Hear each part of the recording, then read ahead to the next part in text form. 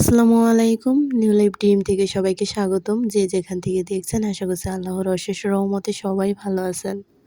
আলহামদুলিল্লাহ আমিও ভালো আছি। শীত মানেই কিন্তু পিঠা আর সব পিঠার স্বাদ কিন্তু সবসময় পাওয়া যায় না। এটাকে আমাদের এলাকায় বলে সই পিঠা বা সেমাই পিঠা, যে যেটা নামে চেনে।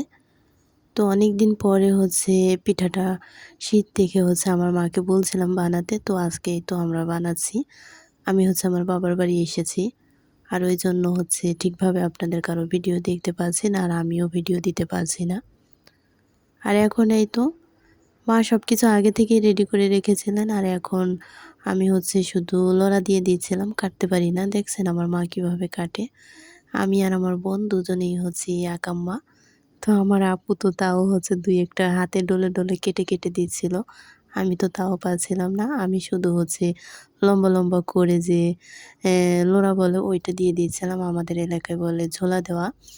তো এই সবগুলো পিঠা কিন্তু আমার মা একা, একা কাটছে। দেখেন কি দ্রুত কাটে, আরও দ্রুত কাটতে পারে। অসুস্থ একটু, এই কারণে আস্তে, আস্তে কাটছে।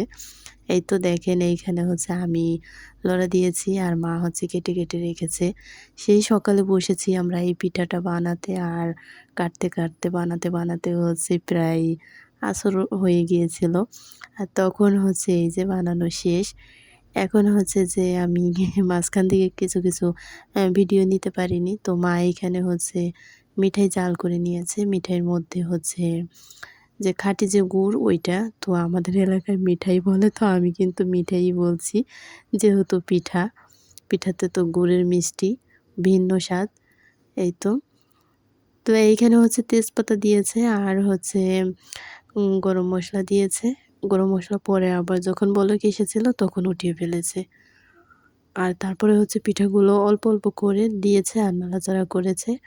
আর তারপরে এই তো দুধটাও দিয়েছে। তো কিছু, কিছু ভিডিও যেহেতু দিতে পারিনি, তো ওই কারণে আর বিস্তারিত বলছি না।